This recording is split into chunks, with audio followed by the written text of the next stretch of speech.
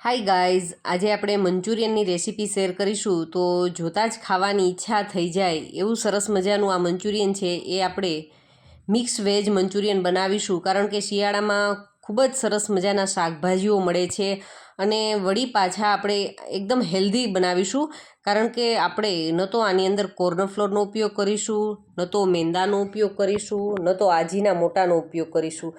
અને એમના વગર પણ એમ છતાંય ખૂબ જ ટેસ્ટી, કે તમે એકવાર ટ્રાય કરશો ને એટલે તમે મેં એની અંદર જે વસ્તુનો ઉપયોગ કર્યો છે ને એ જ વસ્તુનો ઉપયોગ કરી અને તમે વારંવાર બનાવશો. અને બજારનું જ્યારે આપણે મંચુરિયન ખાતા હોય એની જે આ ગોળીઓ હોય છે એ ખૂબ જ ચીકાશવાળી લાગતી હોય છે. તમે જોયું અત્યારે કેટલી સોફ્ટ ગોળી છે એ આપણી બની છે. તો એ બનાવવા માટે થઈ અને સૌપ્રથમ તો આપણે એકદમ ફ્રેશ શાકભાજી લેશું. તો શાકભાજીની અંદર મેં અત્યારે એક કોબીનો દડો એકદમ સરસ મજાનો લીલો, અને વજનમાં જે હળવો કોબીનો દડો હોય ને એ લેવાનો, જેથી કરી અને એમ વધારે એમની અંદર પાંદડાનો ભાગ હોય છે. અને એક ગાજર લીધું છે, અને ગાજર પણ શક્ય હોય તો આ રીતનું દેશી ગાજર જે આવે છે એ લેશું. અને એક કેપ્સિકમ લીધું છે. અને હવે આપણે ગાજરની ઉપરથી છાલ ઉતારી લીધી છે. અને સૌપ્રથમ તો આપણે એમના પીસીસ કરી લેશું. અને જો તમારે મીડિયમ ખમણીની અંદર ખમણ કરવું હોય તો પણ તમે કરી શકો છો. અને શક્ય હોય તો આપણે એમને ચોપરમાં કરીશું ને તો એકદમ સરસ મજાનું એમનું કટિંગ થશે. તો આપણે સૌથી પહેલાં તો ગાજરના છાલ ઉતારી ટુકડા કરી અને આપણે ચોપરની અંદર લઈ લીધા છે. અને આ રીતનું આપણે એકદમ સરસ, સાવ ઝીણું પણ નહીં, અને તમે જુઓ એકદમ સરસ મજાનું મીડિયમ એવું એમનું ચોપિંગ તૈયાર થઈ ગયું છે. તો એ રીતે આપણે કેપ્સિકમનું પણ કરી લેશું. અને કેપ્સિકમમાં આપણે જે વચ્ચેનો ભાગ છે બીજનો એ કાઢી લેશું. અને થોડીક આપણે ફાસ્ટ કરશું એમની પ્રોસેસ છે, કારણ કે જો તમે ધીમી ગતિએ કરશો ને એમને આપણે પ્રેસ કે આ રીતે એમનું કટિંગ છે તો એમાંથી પાણી છૂટવાની સંભાવના રહેશે. અને થોડીક ઉતાવળથી કરશું ને તો કેપ્સિકમ પાણી છે એ ઓછું છોડશે. અને હવે કોબી, તો કોબીની અંદર આપણે ખ્યાલ જ છે કે થોડુંક દવાનું પ્રમાણ વધારે હોય છે. અને આપણે એમના પાંદડાઓ છે એને આપણે ધોશું કદાચ તો ઉપરથી કોબી ધોવાશે, પણ આપણે અંદરથી નહીં ધોઈ શકીએ. તો આ રીતે કોઈ પણ કાણાવાળું વાસણ લઈ અને એમાં આપણે મોટા મોટા કોબીના ટુકડા કરી લીધા છે. અને બસ જો હાથથી આ રીતે ખોલી લેવાના છે એટલે એકદમ પાંદડા છૂટા છૂટા થઈ જાય, ત્યારબાદ આપણે એમને સારી રીતે ધોઈ લેવાના છે.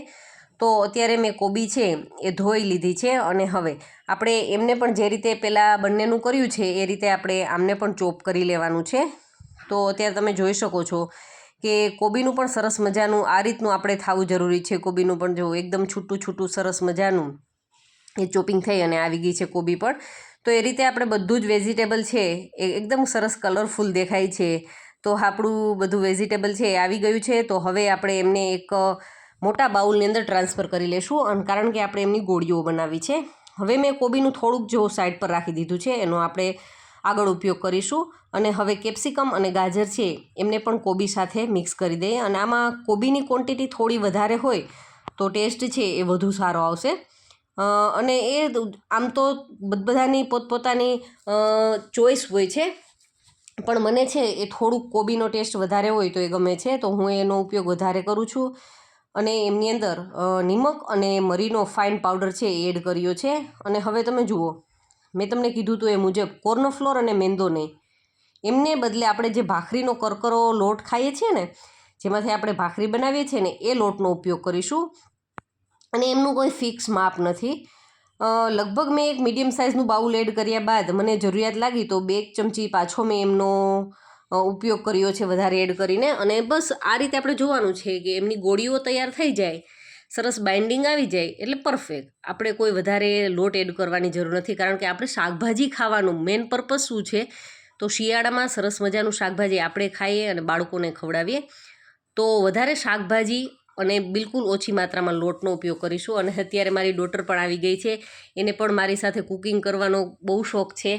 તો મારી સાથે એ આવી કંઈક પોતાને ટૂંકમાં પોતાથી શક્ય હોય એવી એક્ટિવિટી હોય કુકિંગમાં તો એ આવી જ જાય છે. તો એણે મને હેલ્પ કરી છે બોલ બનાવવામાં. હવે આપણા બધા બોલ રેડી થઈ ગયા છે.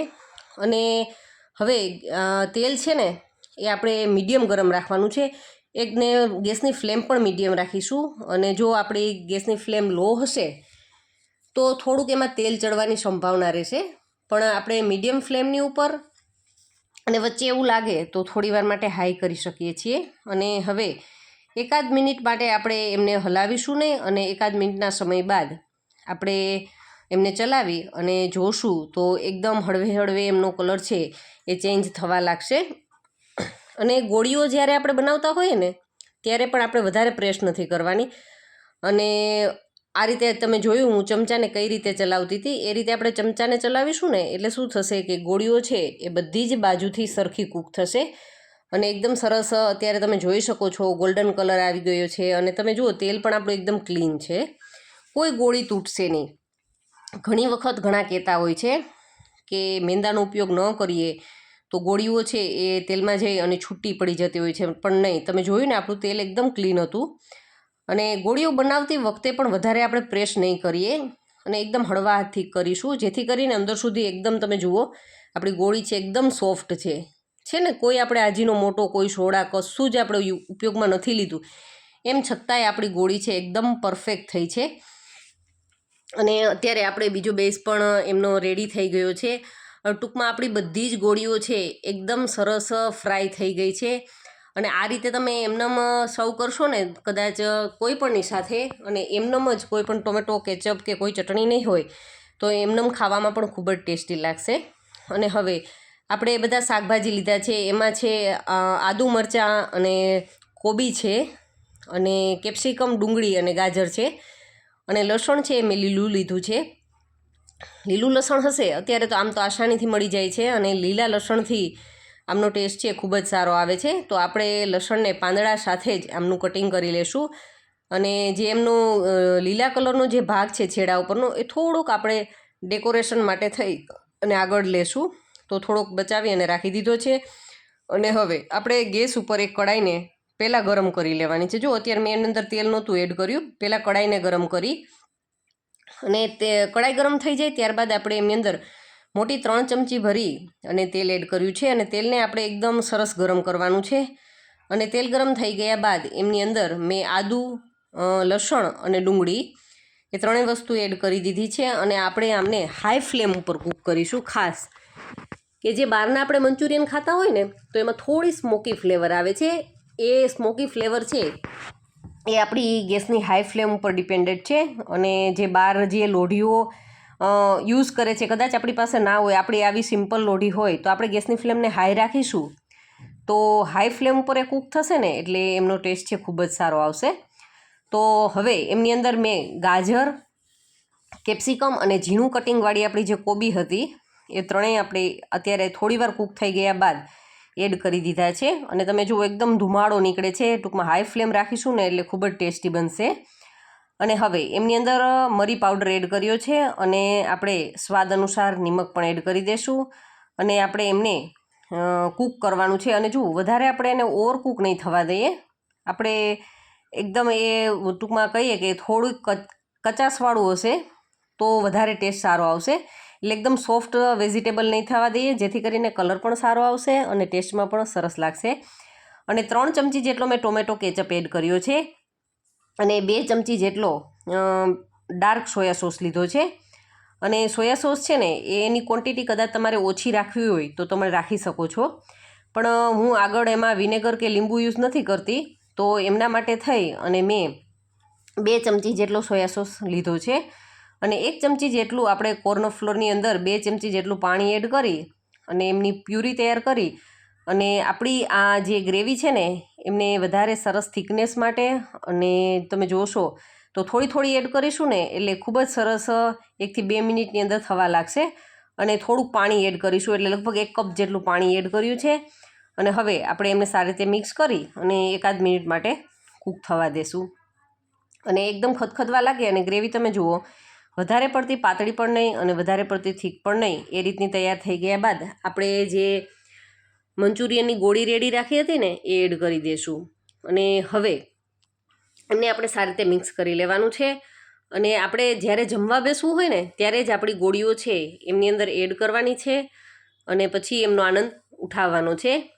તો તમે અત્યારે જોઈ શકો છો આપણું મિક્સ વેજ મંચુરિયન છે એકદમ ઝટપટ અને એકદમ ચટાકેદાર, કે જોતાં જ ખાવાની ઈચ્છા થઈ જાય એવું આપણું મંચુરિયન રેડી થઈ ગયું છે. તો મિત્રો, આજનો વિડીયો તમને થોડોક પણ સારો લાગ્યો હોય, મારી મહેનત તમને થોડીક પણ ગમી હોય, તો વિડીયોને ચોક્કસથી લાઇક કરજો અને ચેનલને હજુ સુધી સબસ્ક્રાઈબ ન કરી હોય તો ચેનલને પણ ચોક્કસથી સબસ્ક્રાઈબ કરી લેજો અને મારા વિડીયોને તમારા ફ્રેન્ડ્સ અને ફેમિલી જોડે શેર પણ કરતા રહેજો અને નીચે આવતા બેલ આઇકનને જરૂરથી પ્રેસ કરજો, જેથી કરી અને અવનવા વિડીયોની નોટિફિકેશન સૌથી પહેલાં તમારા સુધી પહોંચતી રહે. તો એકદમ સોફ્ટ ગોળીની સાથે અને એકદમ હેલ્ધી વસ્તુના ઉપયોગની સાથે આપણું વેજ મંચુરિયન રેડી થઈ ગયું છે. તો એકવાર ચોક્કસથી ટ્રાય કરી અને મને કમેન્ટ કરજો. અને આની સુગંધની સાથે મારી ડોટર આવી ગઈ છે ટેસ્ટ કરવા અને ખૂબ જ ગરમ છે છતાંય મોઢામાં જતાં જુઓ એમના એક્સપ્રેશન. ખૂબ જ ટેસ્ટી લાગ્યું. Thank you for watching this videos.